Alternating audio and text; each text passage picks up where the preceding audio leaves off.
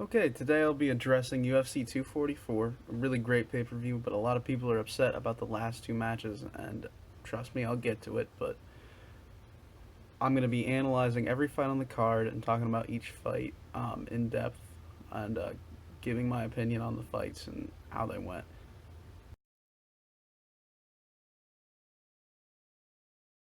Alright, on to the first fight of the card. The first fight on the card was Kevin Lee versus Gregor Gillespie.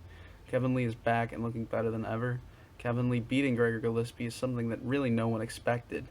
And, I mean, everyone knew it was possible, but no one thought it would happen like that.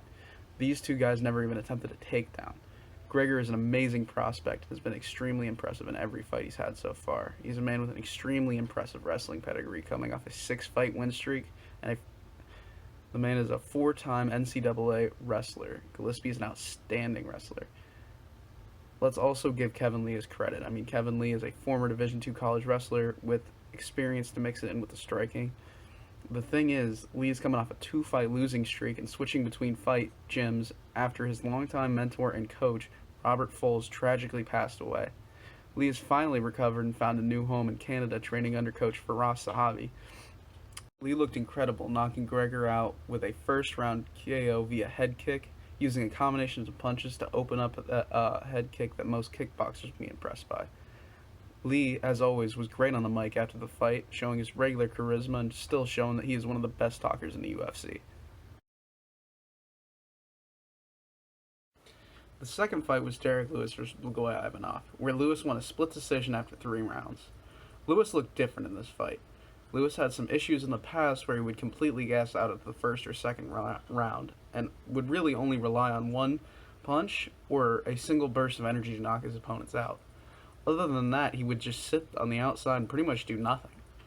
He has also had trouble dealing with high-level grapplers, running out of energy and getting stuck in grappling exchanges where he would get hit and held on the mat.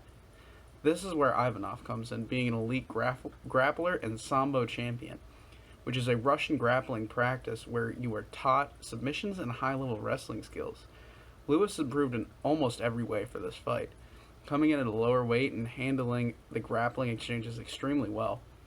Lewis was also able to explode back to his feet every time he was taken down, and explode multiple times on the feet as well, instead of just one time with one knockout punch.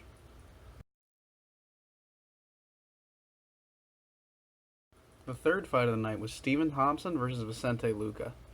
Thompson won via judge's decision and showed that even after a 2-fight losing streak, he is still one of the best welterweights on the planet. Thompson has always had fantastic kickboxing, being the best fighter in the UFC at kicks, and it showed. Thompson outclassed Luque in this fight in the stand-up and managed to keep the fight standing the entire time. He also showed outstanding boxing talent as well as punching power that I didn't think he had, and to be honest, I don't think anyone thought he had it either, hitting Luque with bombs from start to finish. In the process, both men received Fight of the Night for their performance.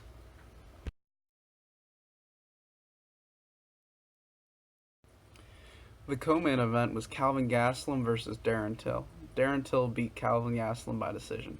It was a pretty boring fight, but there's a lot to learn from the strategy that Darren Till used to neutralize Calvin's boxing, power, and wrestling. The strategy was almost perfect to neutralize Gastelum's punching power. Till would throw a boxing combination and immediately close the distance and clinch, slowing the fight down and never allowing Gastelum the time or distance to even line up a power shot. The other thing Till did extremely well was neutralize takedowns that Gastelum attempted, not allowing him to land any takedowns during the fight and completely neutralizing Gastelum's offense. Without the takedowns, Gastelum couldn't get anything off, and Till won the decision.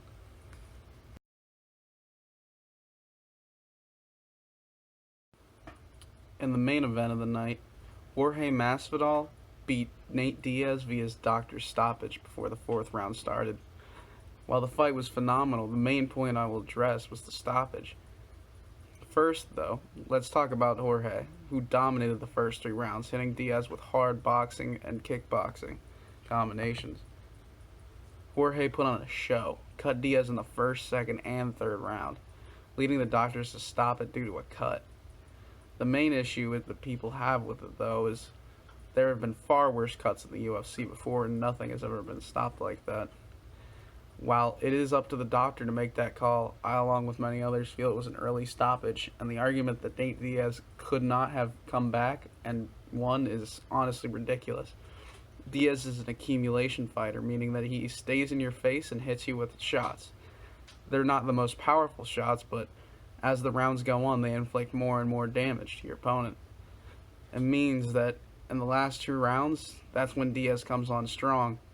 And I feel that this fight should be rebooked, because we don't really know what would have happened if it could have gone in that 4th and 5th round where Diaz would have had a real shot.